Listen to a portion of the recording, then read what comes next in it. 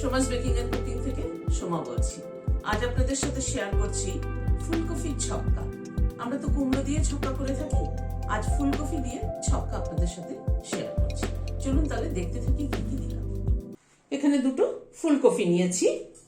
ফুলকপিটাকে প্রথমে একটু বড় সাইজ করে কেটে নেব।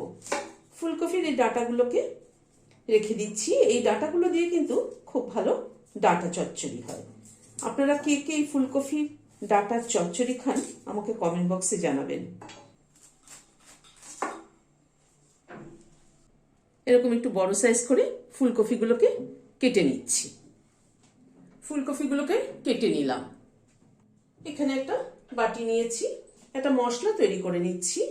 হাফ চামচ রোস্টেড জিরের গুঁড়ো দিলাম, ধনের গুঁড়োটা 1 চামচ দিলাম, হাফ চামচেরও কম হলুদ দিলাম, কাশ্মীরি লাল মির্চ দিলাম হাফ চামচ। অল্প একটু জল দিয়ে এটার একটা পেস্ট তৈরি করে রাখছি।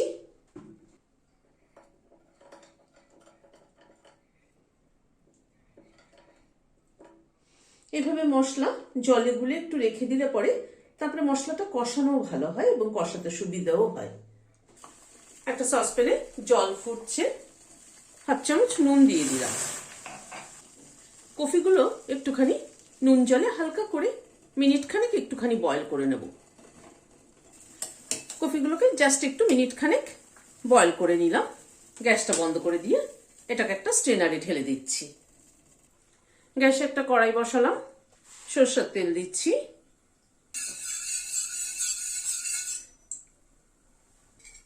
তেলটা গরম হয়ে যাওয়ার পরে কফিটা দিয়ে দিচ্ছি।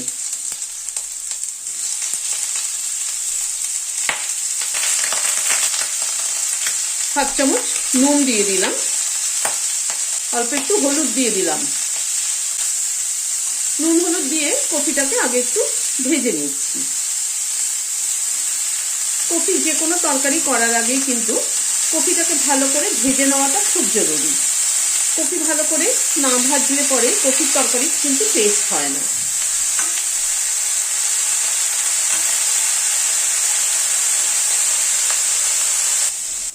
কফিটাকে লাল করে ভেজে নিলাম, এবার তুলে নিচ্ছি।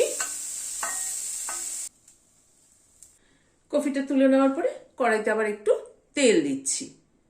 এখানে মিডিয়াম সাইজের দুটো আলু সেদ্ধ করে নিয়েছি, নিয়ে টুকরো করে নিয়েছি, সেটা দিয়ে দিলাম।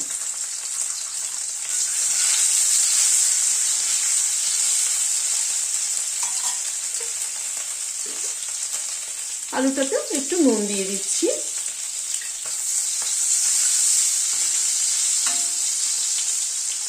আলুটা একটু ভেজে তুলে নেব। আলুটাও ভেজে তুলে নিলাম। যেহেতু আলুটা আমি সেদ্ধ করে নিয়েছি সেই জন্য ভেজে নিলাম, তা না হয়তো মশলার সাথে কষাতে কষাতে আলুটা কিন্তু গলে যেত।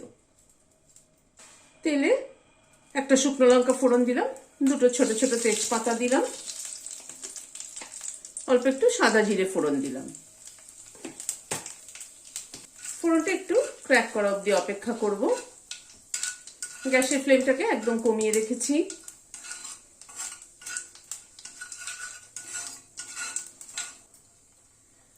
মশলাটা যেটা পেস্টটা তৈরি করে রেখেছিলাম সেটা দিয়ে দিলাম। বাটিটা ধুয়ে একটু গরম জল দিয়ে দিচ্ছি।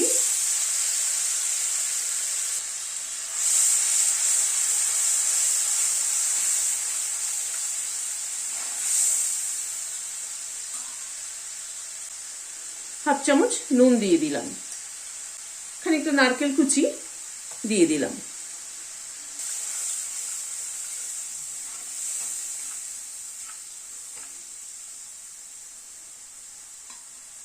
এখানে 3টে কাঁচা লঙ্কা, 1 ইঞ্চি আদার টুকরো একটা বেটে নিয়েছি, দিয়ে দিলাম।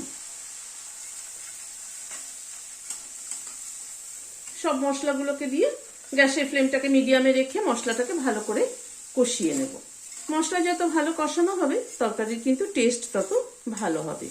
যদিও আমি এটা অনেক ভিডিওতেই বলে থাকি, তবুও যারা নতুন দেখছেন তাদের জন্য আবার করে বলা। খানিকটা ছোলা নুন দিয়ে সেদ্ধ করে নিয়েছি, সেটা দিয়ে দিলাম।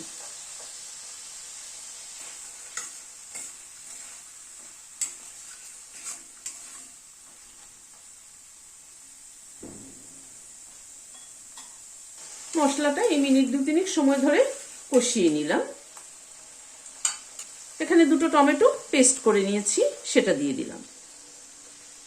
এবার টমেটোটা দিয়ে আবার মশলাটাকে একটু কষাবো।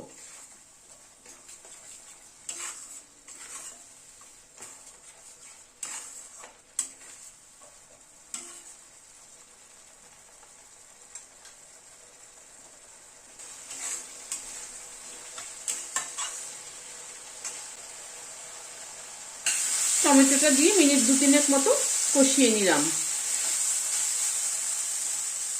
এবার আলু ফুলকপিটা দিয়ে দিচ্ছি। আলু ফুলকপিটা দিয়ে মশলার সাথে আবার একটু কষিয়ে নেব।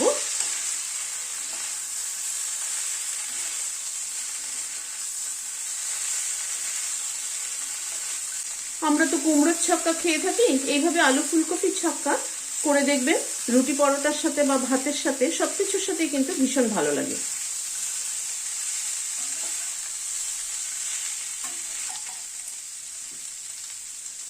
এক চামচ চিনি দিয়ে দিলাম।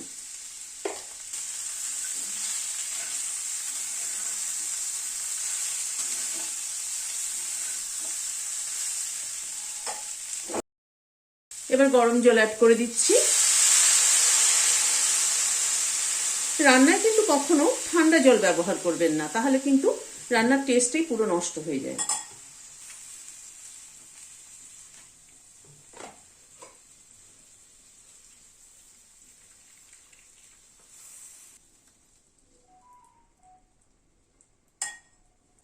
গ্যাসের ফ্লেমটাকে হাই করে দিলাম, ঝোলটা একটু ফুটে উঠুক।